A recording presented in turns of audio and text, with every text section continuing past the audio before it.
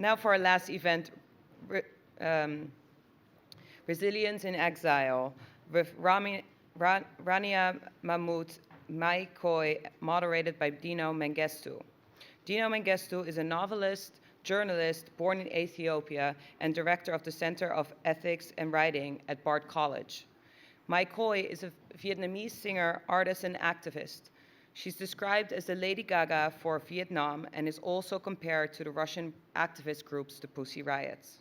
Khoi began her career as an award-winning pop singer before she outspokenly criticized the censorship by Vietnam's government and the lack of democracy, which led to government's prosecution and restriction of her freedom of speech. Khoi will perform tomorrow at 5:15 at the end of our events tomorrow, so we hope that you can join us tomorrow. Rania Mamoun is a Sudanese human rights activist, journalist, and author. She has published 2 novels in Arabic, Green Flash in 2006 and The Son of the Sun in 2013, and published a collection of stories in English this year titled 13 Months of a Sunrise, the first major translated collection by the Sudanese women writer and winner of the 2017 Penheim Translation Fund grant. As always, we will have Q&As after this final panel, and I will now give it up to you guys.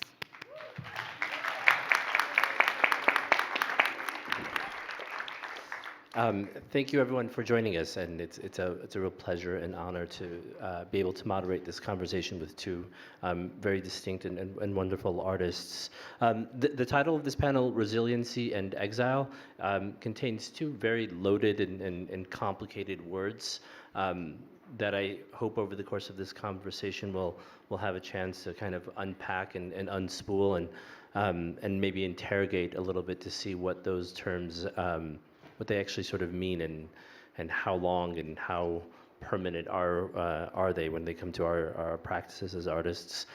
So before going into that conversation, we're very fortunate to have a presentation from each of our guests. So Rania, if I could turn it over to you. Voices from Homeland. The chants of the revolutionaries in my homeland heal the wounds of the world, enslaved by the soldiers and the guns and the World Bank and the world order and warlords.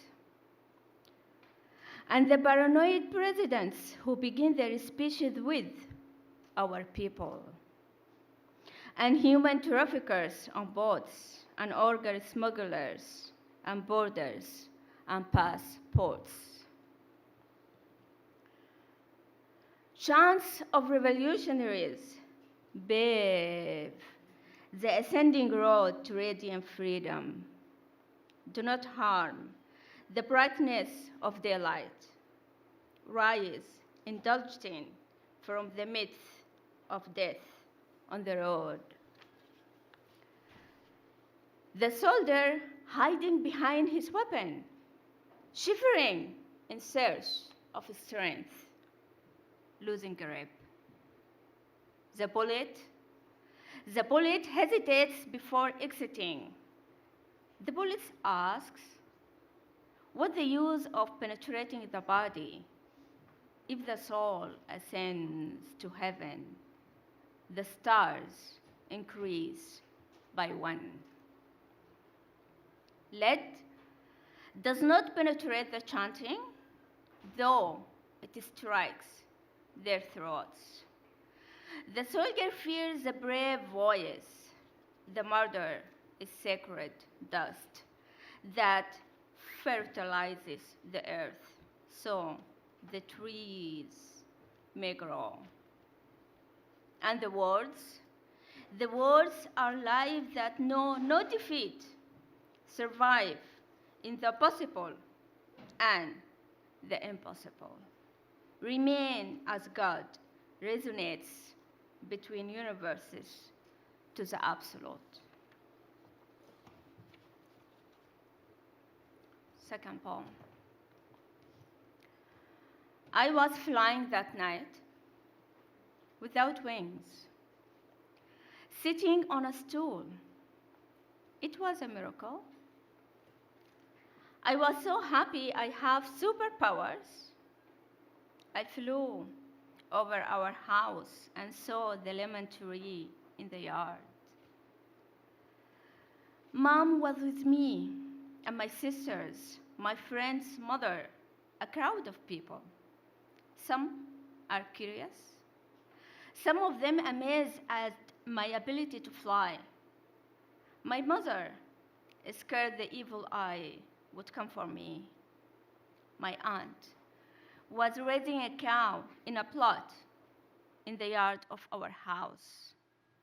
I saw the brown cow with the shiny skin and beautiful eyes. I was really flying. I was real.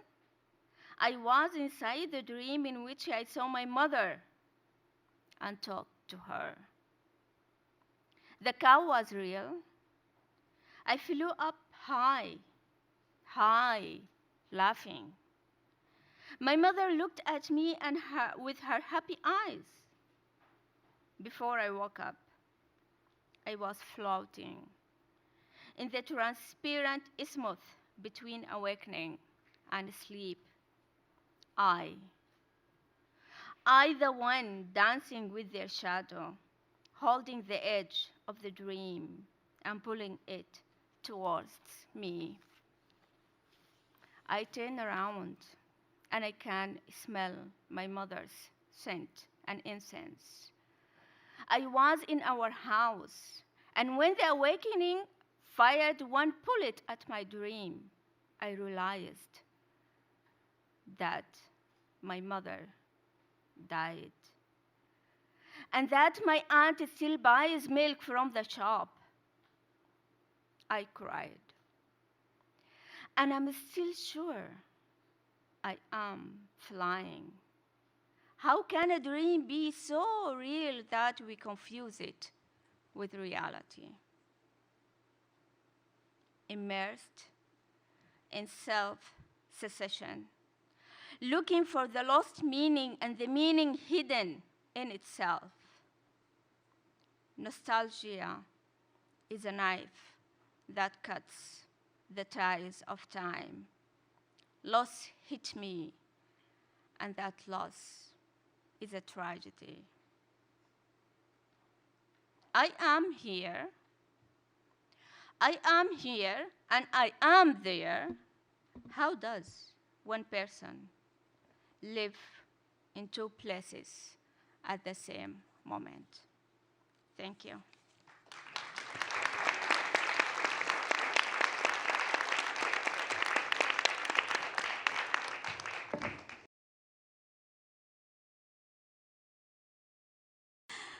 It's very beautiful poems. My name is Mai Khôi.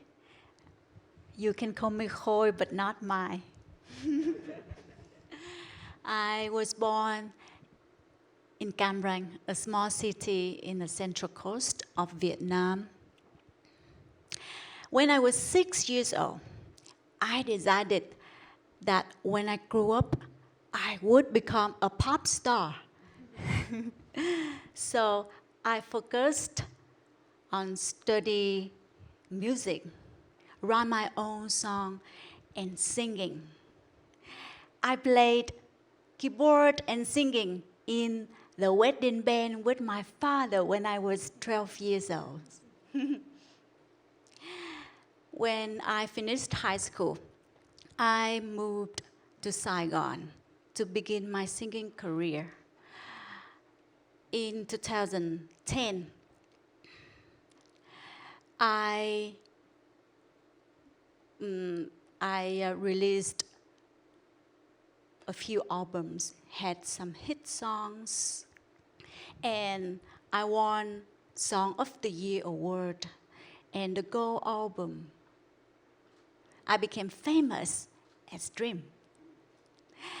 I became a darling of the state. But even at the height of my fame, even with all of the attention and awards, the government still censored me every time I performed. In Vietnam, artists have to submit their works to the government to ask for permission before publishing or performing in public. I hated the censorship system. I couldn't stand it. The anger inside me built up, and I tried to find a way to fight. I organized secret shows, underground shows, and exhibitions without asking for permission. I formed the band Mai Khôi and the Dissidents. Our music focused on freedom, politics, human rights, artistic freedom. In 2010, I nominated myself for the National Assembly election with the aim to make a change from the inside. But I was rejected from the ballot unfairly. But my nomination campaign sparked a huge debate and had led me to a meeting with President Obama when he came to Vietnam in 2016. But the more I involved in activism, the more the government hated me. I was banned from singing in public. I was isolated from my community. I was evicted, detained, and under surveillance. At the end of 2019, I was forced to leave my country. That's why I'm here now. I was an artist in residency program of NYC in 2020. And from 2021 and 2022, I was artist in residency at City of Asylum. And now I'm just independent artist based in Pittsburgh, try to live as an artist. I am, thank you. I'm collaborating with local artists in Pittsburgh to create an autobiographical multimedia musical performance called Bad Activist, which is I will perform a small piece of that tomorrow at 5:30. I hope you all will come to see my performance, my art, tomorrow.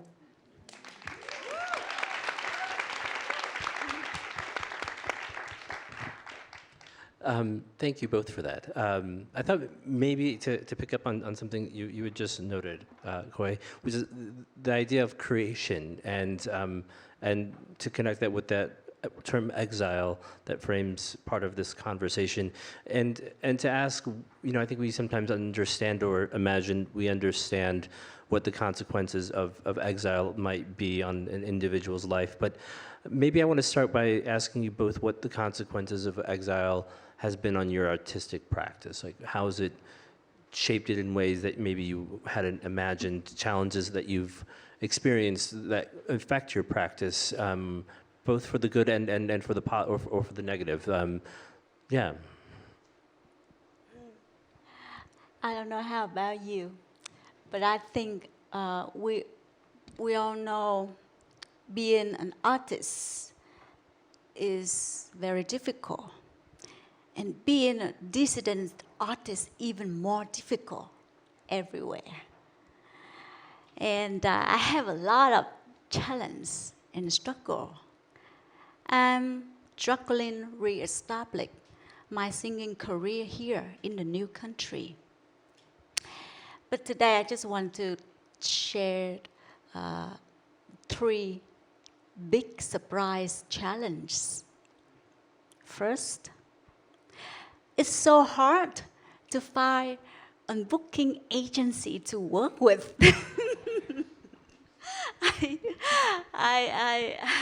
I've been trying so hard, but I couldn't find one yet. So if you know someone interested in a dissident artist and the dangerous arts, introduce me to work with. Because my Vietnamese community here in the US abandoned me. I was surprised too. They used to be my fans, but because they supported Trump, so now they organized boycott me every time they see me performance.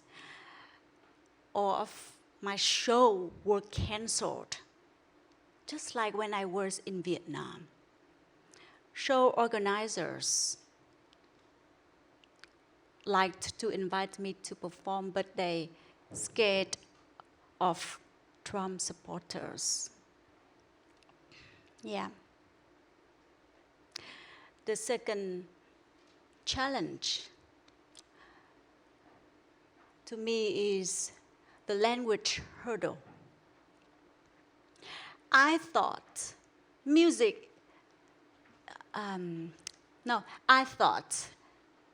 in music, language, just like an instrument. But not. Here, people like to hear Spanish or English songs more than Vietnamese. Show organizers prefer to invite English, Spanish-speaking singers to perform for their festival more than invite a Vietnamese singer. So I think that is a big struggle as well for me as a singer. And the third challenge is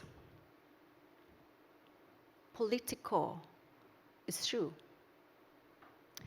Last year, I received an email, a response, that they refused, like a response from a famous jazz club in Pittsburgh, refused to invite me to perform because they say I'm too political for their audience. I couldn't believe it. I thought story like this just happened in Vietnam. It was a surprise. Yeah. I wish there is more organization like these artists at Risk Connection, City of Asylum, Artist Freedom Initiative, Tamidas, and Light Initiative, like more organization like this to help us to reach the audience here, so to make our life less difficult. And yeah, so I think I just want to say thanks for inviting me to have me here, for me to perform and sharing my story. Thank you, Michael. How about you? How is your challenge? Yeah, for me, I would add to be an artist in exile in different country, different culture, different language, and a single mother. and in a city that there is no Sudanese food. So I have to cook it by myself, which is, yeah. And on top of all of that, survival guilt, because I left my friends in Sudan, facing all the horror from the army and from the RSF, and depression. So it was very hard at that time.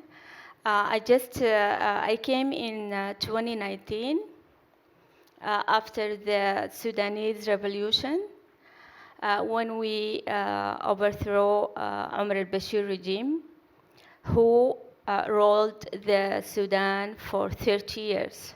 For most of my life, he was the president. And we could, Sudanese people, we could do a very strong revolution against him and against the Muslim Brotherhood regime combined with the military, because Omar al-Bashir came through coup in 1989. So I came after the revolution, but still there were a deep issue happening in Sudan behind me. For example, my friends that I just mentioned, they are in Medani resistance committees, and it is a grassroots organization that we were working for underground for 6 years before we came in public with the revolution. We were distributing flyers, we were writing in the walls very early at night, like very early of morning, around 2 a.m., 3 a.m., 4 a.m. On the street. We would distribute flyers in the markets, mosques, universities, wherever people are there. And when the revolution came, Medani resistance committees could lead the revolution in our city and in our state, Jazeera state. But unfortunately, as we say all the time in Sudan, we have something we call the evil circle. When we would have revolution, then transitional government, even before they finish their duration, then we have a coup, and then revolution, and then transitional government, and then a coup. And this have been happening since our independence in 1956. So the transitional government were working with their friends, the military, and after that they made the coup against them in 2021. And now, unfortunately, for more than 1 year, Sudan is facing horrible war. Millions of people have been displaced, and thousands have been killed, and houses are destroyed, the country are destroyed, and the friends of yesterday, now the enemy of today. And of course, there is other countries who are supporting both parties, which make it even worse. And among those millions of people who displaced my own family, and now they live in a village. They displaced inside Sudan, and now they will live in a village. And now the RSF are going towards that village. So the thing that I faced here after I came, because I left my friends, I felt, okay, I survived, but they still there. They still protesting on the streets. They still facing the bullet with their naked chest. They still, as we were going on the protest on the streets, and we would never know if we will come back or not to our houses. We would never know if we will come like injured or whatever would happen, and we would never know even if we would be arrested or anything in the that horror happens in the jails. I don't want to say it because my two daughters here, but yeah. And then after I came here, the pandemic hit the world, and it was a crazy time. I faced writer's block. But after that, during the pandemic, our friend and our neighbor, Diane Samuels, she suggested for us just to stay connected because everyone was locked inside and people wouldn't meet each other. She said, okay, let us make a video call every day on Zoom and just chat, and maybe you can write one line. And she's a visual artist. She would make a collage, and my 10 years old at that time could make a drawing because she was drawing at that time. So we said, okay, let us do it. And we start doing it day by day. I would write a poem in Arabic and roughly translate it to her on the video call, and then she would make an art correspond with that poem. And this continues for over 400 days in a row, which I never imagined that I could write a poem every day in a row. And the good thing is those poems have been translated by Yasmin Seal and came out last year from Action Book here in America and called something evergreen called Life. So somehow I could overcome the challenging being in, yeah. That's the resilience part of the conversation, I guess, which I guess leads me to wonder, you know, how do you understand that source of that resilience, and whether or not it's something that you felt like you had to have before you came here, or whether it's something that is to some degree maybe even an inevitable consequence of exile, that in order to be able to continue to make here, right, that the resilience is something that that you don't even, that it is necessitated by the fact that you are separated from so many things that you care deeply about. Does that make sense? Yes. I think, I don't know how, maybe because we are artists and we just create art, and that is the only way help us to be really resilient in our situation. And the arts protect us. The arts encourage us back. Yeah. Mm-hmm. For me, artists can create everywhere, wherever they would be, because they are driven by the force to create, the force to engage in the world, the force to say something that other people can't say. The artists have the tools to say those things and to be even a little part of of the humanity who could make the world a place that a little bit better, and people can live in it and can find beauty, can find joy, and can connect with their life, with their selves, and can speak to their hearts.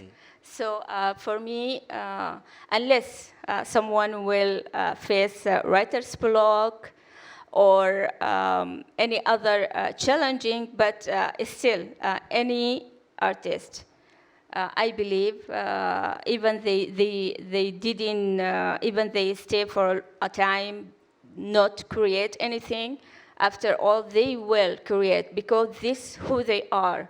They came here to create, they came here to contribute in the, this big family of humanity. I was thinking to a line from your poem, how does one live in two places at once? And I'm wondering if then in your practices as musicians, as poets, writers, if you see yourselves now as a result of exile, of speaking to two places at once, of being able to have an audience that is both here in exile, but also back home. Is there a difference in a sort of a wider range of people you feel like you're trying to reach to, or that you need to reach out to?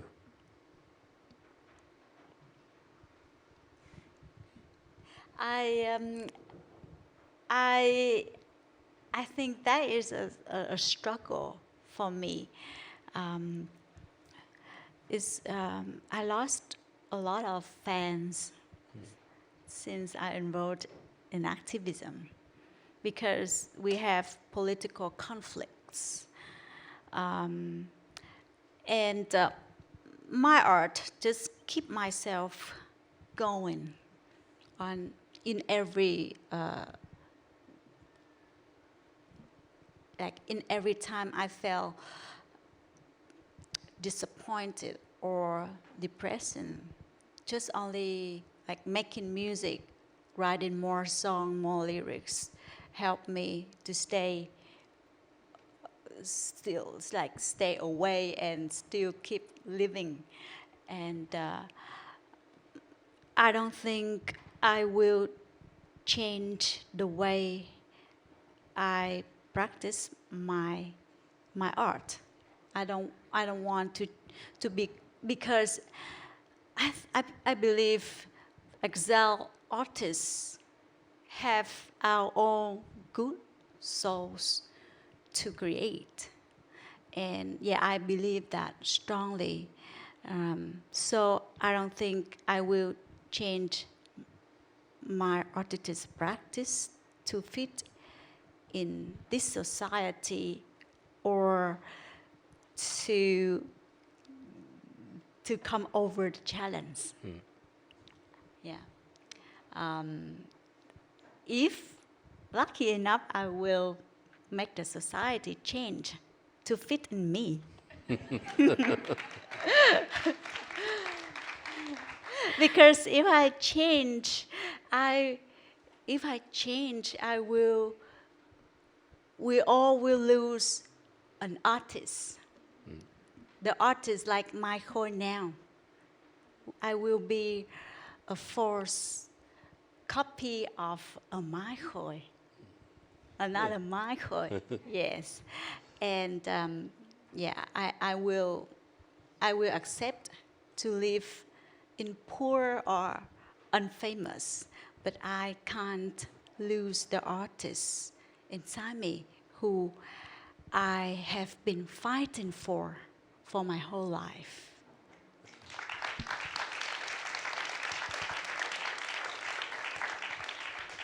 For me, I literally live in two places in the same time.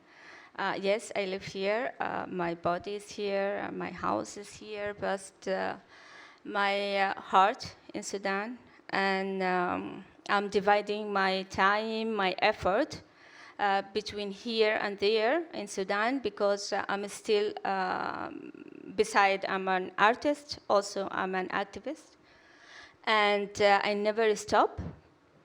And I would half of the time that I'm awake, I'm working towards Sudan with the friends that I just mentioned, who are now more than friends for me. So we're doing, now we, as I said, I don't want to bore you guys, but we are facing really, really, really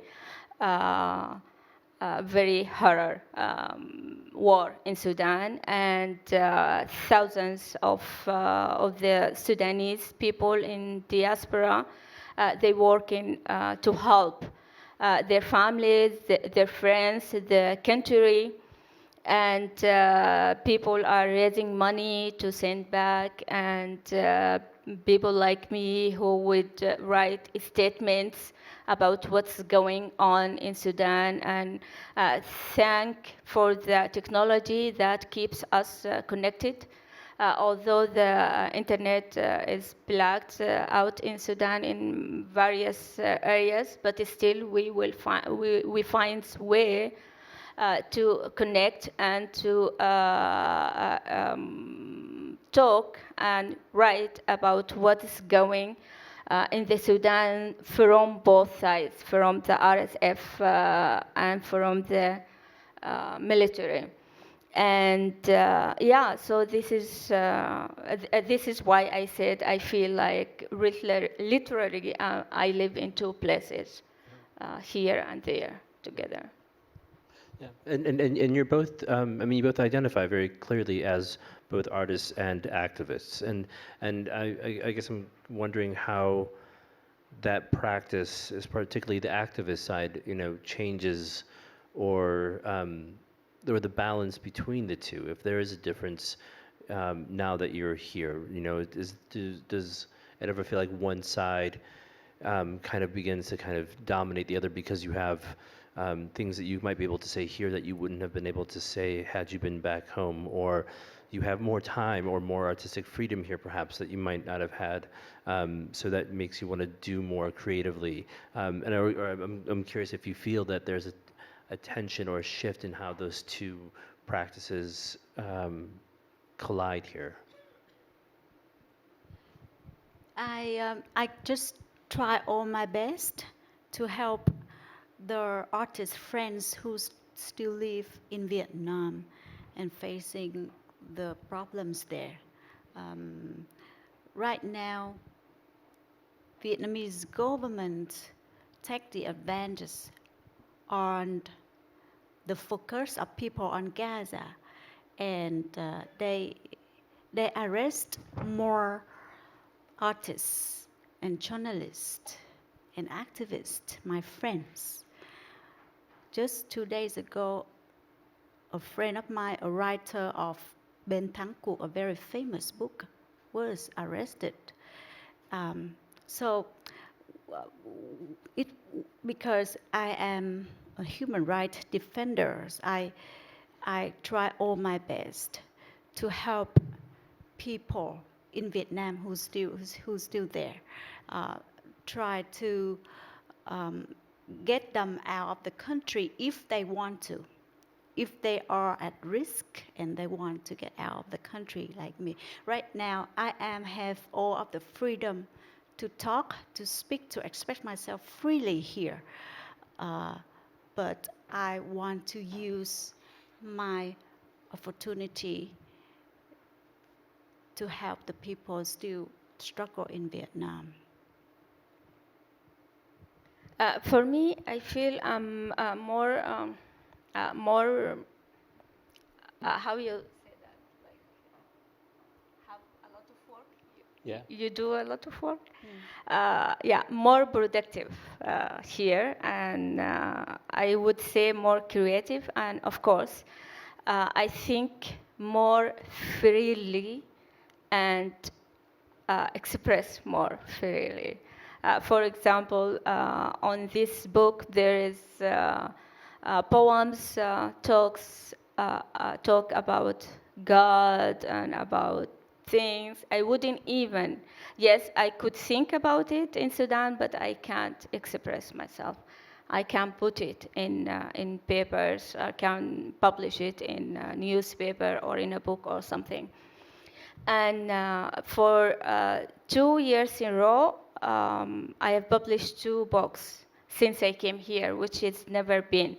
And this is why I said I feel more productive. For example, this book last year, and I published also a short story collection in January from this year, which never happened before, because my books takes long time until I, thank you. Yeah, I have time. In Sudan, the social life takes a lot of time from you because we are a base community. We are community-based country. We have people who would just knock on your door at any time and stay forever. And we wouldn't be upset because this is how it is, and we chat, we drink coffee, we drink tea, we eat, whatever. So that was a lot, a lot of time goes by that. But here, no, here I learned a little bit of the American. When we came here, like if I late 10 minutes, I would think myself came on time, you know? But now, no. And maybe I would tell a joke if you allow me. In Sudan, they say this joke, I will meet you at 12. If I didn't come by 1, you can like do this, and then I will, if I came at 3, if I didn't come at 3, you can go. Yeah, literally, this is what happened. It could be, and it's not bad thing. Yes, from your perspective, of course, this is wasting of time. But for the Sudanese, it is like how they go with life. For example, we don't know what for dinner until we start to making it, you know. We wouldn't like say, no, the menu for this week, like 1, 2, 3. So this is how the thing goes in Sudan. And here I don't find that, I miss it. But still there is, of course, a positive side that makes me create and, be more focused. Maybe we should turn it over to the audience and open it up for questions as soon as Mike magically appears over there. And as that mic is about to appear, you have time to think of your questions and even to begin to descend down the stairs. My question is to you, and as we know, Vietnam has been striking down on journalists, artists, and dissidents in Vietnam increasingly in the last months, and I was wondering, as someone who now lives in exile in Vietnam and transnational repression has increased with Vietnam's capabilities with technology, I was wondering if you could speak on your experience living in the US, if you've felt targeted at all by the Vietnamese government. I think when I choose to live in exile, the Vietnamese government still target me, but lighter. Like they will pay their attention on other dissident artists in the country. But because I've been working with Facebook and Google to find out the way the government compliant with these companies to silence dissent online. Not just the artists in the country, but the artists living in exile like me. Like they somehow they restrict my Facebook account or my YouTube account, so people cannot see my posts. So I have less followers. Whatever I post, just now, before it's just 1,000 people can like it, so I know many people follow me and see the post, but now it's just like 50 or 60 people like it, because I know they have my name on the list of the dissident artists who they must restrict their account from the audience everywhere. Yeah, that is another big struggle that I have not talked before, but I've been working with Facebook and Google a lot to try to advocate them to protect freedom of expression online as they promised. But I failed. I failed. Yeah.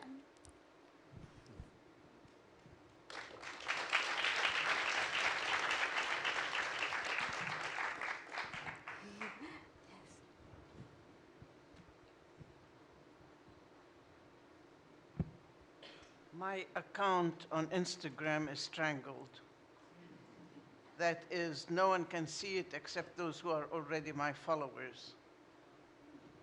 So I don't see, I'm just pointing out to all the artists here in the US who do not feel free to express themselves. I had an African American student who wanted to do the history of African Americans as a graduate student, and she was not allowed. In other words, you want to continue that way, forget about being a student here. So there's a lot of stopping of people, a lot of destruction of art, a lot of censoring of artists. Palestinians, their shows are being canceled, mine included, etc. It goes on. And I'm just wondering about the difference between a dissident artist from Vietnam who feels very comfortable to express herself, and all these people that the government will not allow to express themselves. So I would like to hear opinions on that.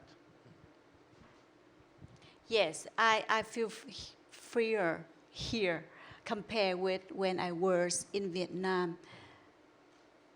But I could see here in the US, you have another kind of censorship as well. I've seen that. I was surprised, but I've seen that, and I witnessed some of the events that my friends were arrested because protested for Palestinian liberation lately. And yeah, I witnessed that. I think I just use the most that I can to keep going. I think we should all create the bigger community of artists to fight stronger for artists' freedom and freedom of expression somehow. Because right now, I'm talking about my issue, my problem in my country. You're talking about your issue, and other people, other artists is busy to talking about their problems. And we don't really have a strong connection to help each other. So I think, yeah, I hope in the near future we can talk more about this, and we find a way to come together and fight stronger. I would like to respond also to your question. For me, it's a shame that the artists from Palestine or any other places who are supporter or who are calling at that beautiful soul. She came here and she said, she shouted, "Free Palestine," in a march. It's a shame that like Adania Shalabi would be cancelled her ceremony for giving her prize in Frankfurt book fair by very, very cowardly explanation. Of course, this shows us the hypocrisy of those things. Like, for example, America here, they say there is a land of freedom of speech and things, and it allows people like us who came from different country to speak, unless we speak about our own issue there. We don't touch what is here. When we touch it, no, there is nothing such as freedom of expression or, I'm talking about I'm not talking about the communities. I'm not talking about the people. I'm talking about the politics, about the policies, for all of those hypocrite companies or parties or whatever who are saying something by this hand and taking something, giving you something from by this hand and take something from by the other hand. So of course, I'm totally supporter for the Palestinian artists, for Palestine cause. And actually, I participate in events in Pittsburgh, where the students from both sides, students, Arabic students and Jewish, who were involving in organization there. Both of them, they came and they read poetry about Palestinian. Both parties, and of course the supporters. So, I think just people, the artists, the communities can change. And now we see what is going on there.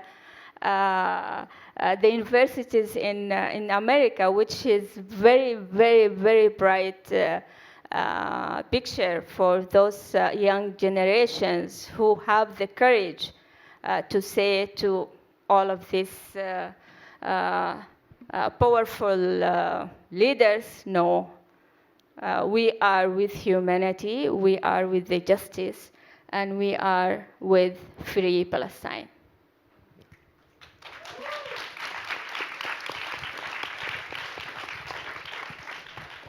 Yeah, and I just want to add more. Just 2 days ago, I went out for a protest in Pittsburgh, and I invite a lot of my musicians, friends, and improvisers in our community in Pittsburgh come to play music and support the protesters who are in the barricades area just 2 days ago.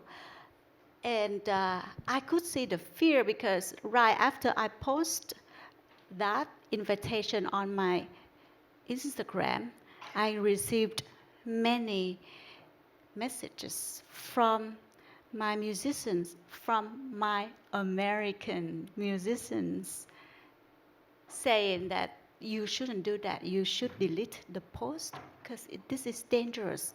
Many people will be hurt, will get hurt.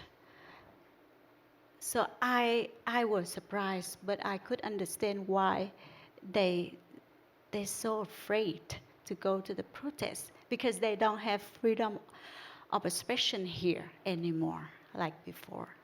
Yeah, I could understand what you just said.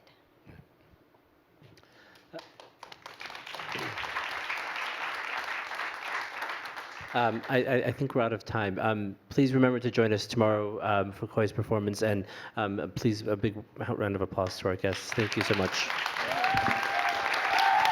Thank you.